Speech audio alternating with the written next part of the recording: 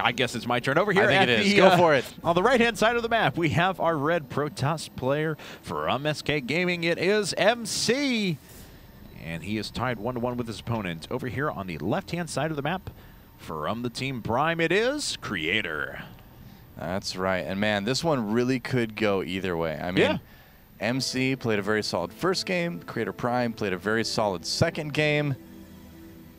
We'll see what happens, man. I mean, it would actually be hilarious right now if Creator.Prime did a Warp Prism all-in against him. Oh, God. That'd just be like the ultimate troll move after the GSL Finals. And this was played after the GSL Finals, too. So right. We'll see what happens here. Yeah, this was just on Saturday, I believe so. That's right. You know, I feel like you always have to give the odds to MC. I mean, it is MC, but you never know. You never know. We'll see. We'll find out as Seed actually is standing as a Code S champion right now, and who would have I thought know. that a Seed, few months ago? GSL champion, yeah. Pretty cool, though. I like him as a player. So he's been fun to watch. MC, that is. He's been fun to watch since his first appearance in the GSL, and I still remember it very, very vividly. It was a game on Metropolis, and it was a TVP, I believe, and he went for a crazy Gateway Immortal Void Ray all-in off of one base, and no one had ever seen that before. And since then, he has always had a very unique style, and he hasn't been afraid to try those crazy all-ins. So, yeah, one of my favorite Protoss players to watch. I'm thrilled that he was able to get in there and win a Code S championship, but yeah, it's a bit crazy. I definitely wouldn't have predicted that at the start of the season. Oh, very cool stuff, and he's certainly going to be a threat next season as well. But I've got to say, I'll be keeping my eye out for Liquid Tasia. I mean, if there's anyone that I'm probably going to be rooting for, I think, in GSL next season, it's got to be Tasia. Yeah, I mean, he's come pretty close. He's gotten to, what, the round of 4 a couple times? Round of Code 4 S? once, yeah. Was it once? Or round of 4 once, round of 8 another time, wasn't it? Something like that? He's gotten deep. That's the end result. Yeah, and I think he's certainly going to be one of the favorites to take it. Looks like We'll see. Creator actually going after that 2-gas opening with 2 on each gas that we've seen so often lately. Gives him a lot of flexibility moving forward. Very efficient gas mining and opens up tech options if he kind of wants to react to his opponent. Yeah. Looks like it is going to be something close to a 3-stalker build here out of MC, and we'll see if he does anything weird.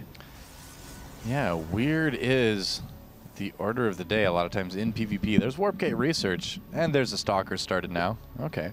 So now with what Creator.Prime does, that 2 probes in each gas opening is really interesting because as we saw from Huck's game, it doesn't even stop you from doing a 4-gate. You can still do something like that. So when your opponent scouts that, they really have a couple builds that they can eliminate, a couple of the really, really heavy early tech builds. But overall, they really are going to have a lot of questions when they get chased out of your base as to what you're planning on doing. So I really think that's going to become, you know, more or less the standard. There it is, up to 3 probes on each gas now for Creator.Prime. Yeah, so he is actually has quite the gas income now.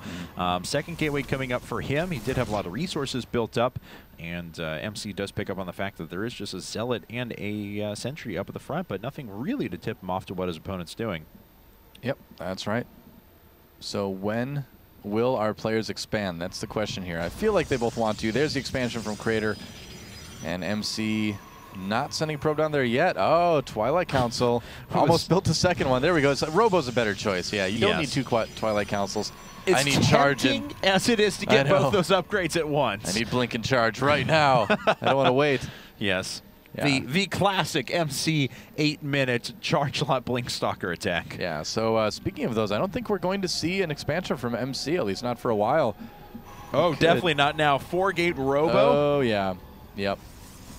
All right, so it's going to be blink stalkers with that observer so that he can see up onto the high ground of Creator.Prime. Meanwhile, back at the base of Creator.Prime, he will be probably making his own observers and a couple of mortals. He is up to, well, only 2 gates right now, 3 gates. 3, yeah. So this is going to be pretty tense to defend against. We'll have to see what happens. And MC's already making his way around, as we can see, with the probe dropping down forward pylon. So his attack will commence pretty soon. He does have Warp Gate research about halfway finished for now and starting to produce that observer. There is a lot of cliff line here Except that he can abuse. Yeah. Oops. MC actually pretty badly supply blocked right now. Oops, there we go. Now it's starting. So now the observer builds in like the old observer build time speed. So not a huge deal there, but uncharacteristic for MC to get supply blocked like that. I can't say I've really seen that happen very often with his play. 3 Stalkers warping in now, so he is going to buffer that count very aggressively. Immortal number 1's coming out, but of course with vision of the high ground, it's going to be very easy for MC to try and pick off some things. And as we can see, Observer's passing in the night, and this Observer from Creator, that is a great scout if he picked up on that. Yeah, no kidding. He's lucky MC didn't pick up on that, because he could have lost his Observer right there too. But as it is, MC blinking his way across the map. He wants to get there fast. Creator.Prime already, though, because of that other base, has a lot of probes out right now. So he will be able to use those to fight if it comes down to it. And we'll see if MC just wants to do damage on the high ground, if he's going to completely blink in here.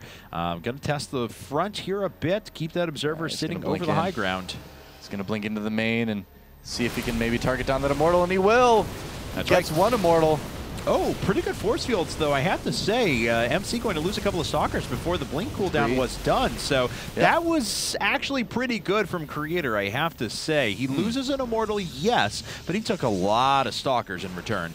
And he got the Observer. That's huge. That's devastating. That is enormously huge that he got that Observer for MC. Now MC has to try to attack the front, and I don't think he can get in through there. Creator.Prime way too well defended for that.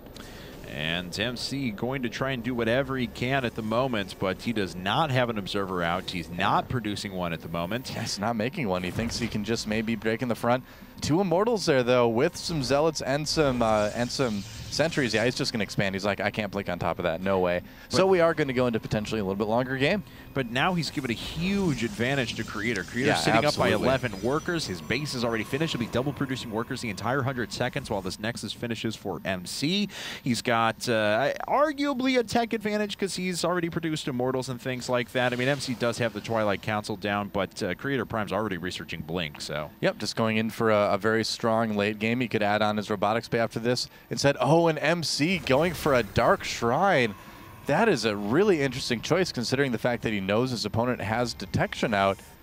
And he's actually going to scout it right away. Wow, I don't know about this. I don't know about this from MC. This is a very surprising decision. Yeah. He's going to get the Observer. That's nice. But the Observer sees the Dark Shrine. Is he going to cancel? He knows it's been seen at this point. Right. And crazy. Looks like he's not for now. I mean, it's a smaller gas approach to getting Archons as well if he decides to move down the Archon path. He but he does cancel. I was going to be so shocked if he actually let that finish, because if it's hard enough to do damage with DTs if your opponent has Observers out already and you know that, but to have it scouted before it's even halfway done, that would just be ludicrous to let that finish. Look at the army difference. This versus this. It's looking a little bit scary for MC. All right. Well, we'll see if MC can find a way to hold. He has been known for his miracle holds in the past, but he certainly has. This should be a miracle of miracles, man. Yeah, it would. This is like pulling Bonfire of the Damned twice in a row when you're down. Magic the Gathering? Yeah. That's right. I had that happen to me. It was awesome. That one Stalker. Oh, finally getting taken out. We didn't get to see his last moment, but there we go. We get to see the leftovers. So I like this decision by Creator.Prime to attack right now. He knows his opponent pulled back. Therefore, he's expanding. Therefore, Creator has really good timing, whereas his opponent's just not going to have a very big army. And he's going to try to use that. Oh, look at that. Brave probe. So brave, stupid probe. Yeah, this is an incredibly strong army. Creator's rolling his way up now with 3 Immortals, Guardian Shields abounding. He's got even an increased number of Stalkers, more than his opponent does. Things are going to be extremely tough now for MC. Yeah, and he wants to make sure his Zealots can get in there, get the surface area. Here he comes. It's a literal death ball. Oh, wow. And those force fields zoning the forces out for MC and forcing the engagement on Creator's terms. Blinking back a little bit, letting those Zealots in the front take a lot of the damage while he fires from behind. He's doing a ton of damage to that Nexus with his Immortals behind all this as well. MC needs to take care of this right now, but the supply is dropping so fast. Yeah, these Immortals just have not been touched quite yet. Creator gets right on top of his opponent's units, and even being down 0-1, looks like he's going to find a way to come back. GG. And send MC out of the qualifier.